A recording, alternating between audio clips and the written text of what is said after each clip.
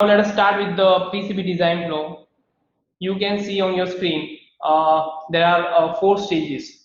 First one is the design input, second one is schematic, third one is the placement, and last is the routing. So in the design input there are lots of debugging and testing being done before finalizing the circuit diagram.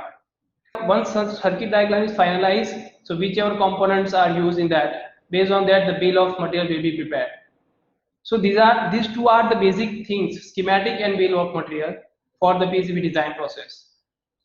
So once this data has come to the designer will prepare the same schematic using any CAD tool. So once the schematic work is done, after that there is a footprint creation and placement work is being done. And last placement is finalized, then we will go for the routing part. So these are the basic steps for PCB design process. So let me share some examples and some tips for each and every stage. We will start with the schematic diagram. You can see on your screen, it's a schematic diagram of any particular electronic product.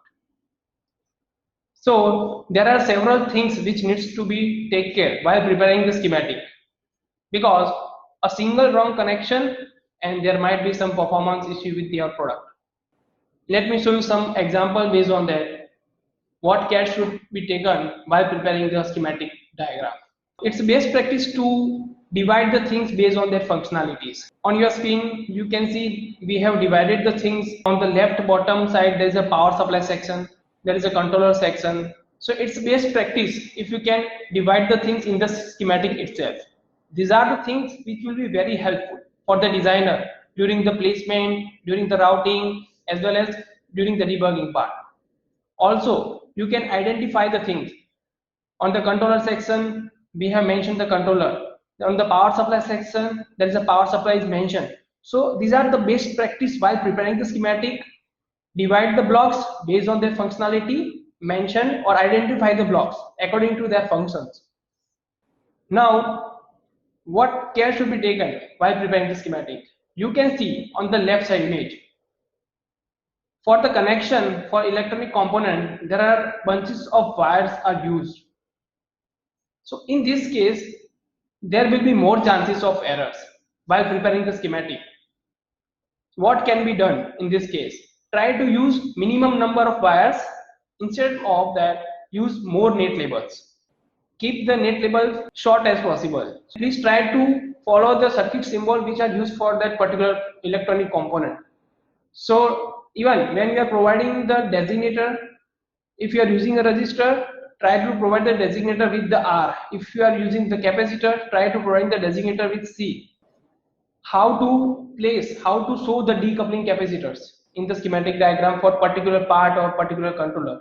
Try to provide the decoupling capacitors on that pin either nearest to that controller. So the designer will understand while doing the placement, these are the capacitors which used as a decap for this particular controller. Initially, you have to understand your mechanical constraint, finalize your PCB dimension. Once the PCB dimension is finalized, after that go for the critical component placement. Critical component in the sense, on the board edge there are critical connectors. Even in this, on your screen you can see there is a SD card connector, HDMI connector is there, USB connectors are there. So try to place critical components as per your mechanical constraint. If your product is based on the mixed signal, like in your schematic diagram there are different sections, like analog section is there, digital section is there, RF section is there. All these sections are working on different frequencies. So it's best practice to isolate them in the placement part. If you are not taking care of these, then during the routing part, all the cross connection will be done, like some analog tracks will be in the digital section and it can create noise. So there will be some performance issue with your product.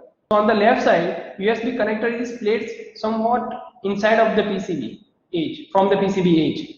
On the right side, you can see it's placed on the PCB edge. So if you are not following these guidelines, then you will not able to insert or plug in the things into the USB. How to place the decoupling capacitors? If you are using a regulator IC, if you are using a microcontroller, then decoupling capacitor will be there. What is the function of decoupling capacitor? So they are used to isolate the spikes which are on the power supply lines, or you can say the AC signal, and to suppress those AC signals and to provide the pure DC signal. So it's best practice to place the decap nearest to the controller pin. Crystal is working on the oscillation frequencies. So if there is a controller in your design, then you have to place the crystal nearest to that controller pin, and after that you can place those capacitors which are related to the crystal. Also you can say the tuning capacitors. If you are designing a RF board, then the antenna will be come into the picture. There should be no components around of that antenna. Otherwise, there might be some issue with the antenna performance. Keep the antenna isolate in your PCB. Same scenario as we have discussed on the onboard antenna, RF module should be placed in any corner of the PCB. There should be no components around of that. You can see there is resistors and two capacitors are placed in the pi format. This is the best practice to place the tuning circuit for the RF design. If you are designing a power supply, then there will be a heat sink to dissipate the heat.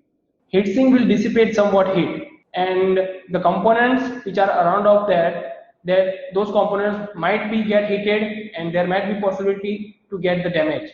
So always place the heat sinks on the edge of the PCB. Do not place any components around of the heatsink. Do not route the tracks below that heatsink as well. While doing the placement, you have to take care of the routing part as well. First of all, you have to place the critical components. After that, you can go for the whole component placement. If your PCB will going to mount on any screw or studs, then there will be somewhat clearance area around of that mounting holes. We have discussed two stages, schematic and placement. Now we will move further for the last stages of the PCB design, which is the routing. Try to route the critical interfaces. Once the critical things are done, after that you can go for the power supply routing, and after that you can go with the normal routing. All the things are done, then you can provide the ground layer to that particular PCB. Let me show you some examples based on that. First one is the power supply star routing. Always try to route the supply lines from the source only. So whichever sections we have used, you can see there is a digital section is there, analog section is there, RF section is there. Supply lines should be routed from the source only. This is one more example of mixed signal routing. Always try to route the analog section on the analog ground only. And this is the reason why we have to take care to isolate the thing in the placement itself. Because if you route the analog tracks in the digital section, there might be crosstalk and there might be noise. If in your PCB, if there is 1,000 of volts, then what care should be taken? This concept will come into the picture of creepage and clearance. What is the creepage? Creepage is the distance between two conductors on the PCB surface, while the clearance is the distance between two conductors in the air. You can see on the top image, there is an input RYB, so it's a three-phase input. So there will be 440 volt input is there. So to isolate them, we have placed a slot in between. So what if ultimately we are increasing the distance between two conductors. If in your design there is a current requirement is around 20 amps or 50 amps, then what care should be taken? Practically it's not possible to provide that much thick trace into the PCB. What you can do, first of all, provide the more copper area over there. You can connect that copper area using multiple wires. Either what can be done, open mask can be provided to that planes. So ultimately we are increasing the copper area, we are using the multiple wires so that heat can be dissipated easily, or as we are providing the open mask to those particular high current traces, these traces will be directly into the contact with the air, so heat can be dissipated easily. On the left side image, there is no copper area beneath of that, but on the right side, to dissipate the heat which can be caused by that particular part, there is a copper area, and you can place the multiple wires as well beneath of that IC, so heat can be dissipated easily. and there will be no performance issue with that particular IC. As we are routing the all tracks from the source, so there will be more copper area over there because it's a junction point and all the tracks will be isolated from that junction point only. It's best practice to provide more copper area over there. While you are routing a crystal, always try to keep the same length of both the traces. Try to provide ground layer below that crystal. Do not route the power supply lines below that crystal part. Always route that particular power supply line and ground trace to that decap first. After that, you can place the wire. Whatever noise will be there in their power supply line will be suppressed by these decoupling capacitors, and this is why decoupling capacitors are used. Try to provide more ground plane beneath of that controller. Also, you can use multiple wires and provide the same plane in another layer as well. Try to utilize at least minimum 80% of your PCB area with the ground plane. Most of the manufacturers are mentioning these guidelines for the layout, which calls the layout guidelines, and these guidelines should be followed strictly. You can see on your screen there is some zigzag pattern over there. So why we have to introduce this?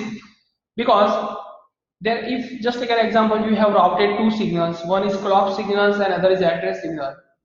Clock signals length is 20 mm and address signals are 25 mm. So definitely they will be not reach at the same time. There should be somewhat difference. To overcome this issue, we have to route that particular trace by zigzag pattern, which is called the interactive routing.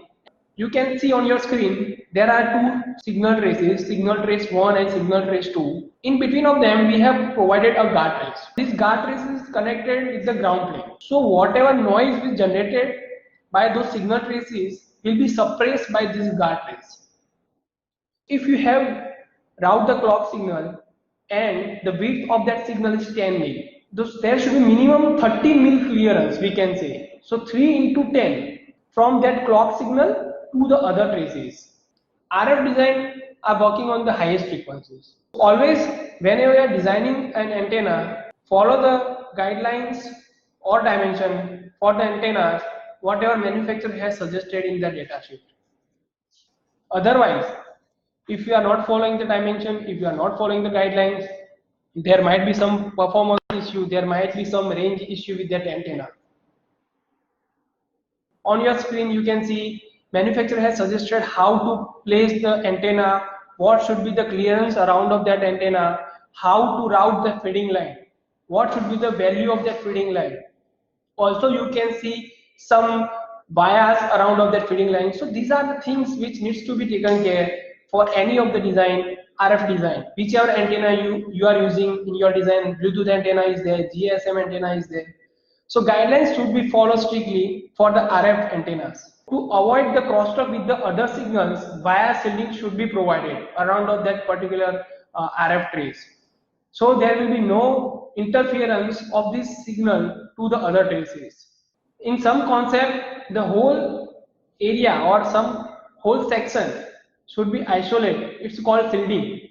You can see on your screen there is a controller part is there and it is shielded by a ground plane. So there will be no interference of other signal to that particular section.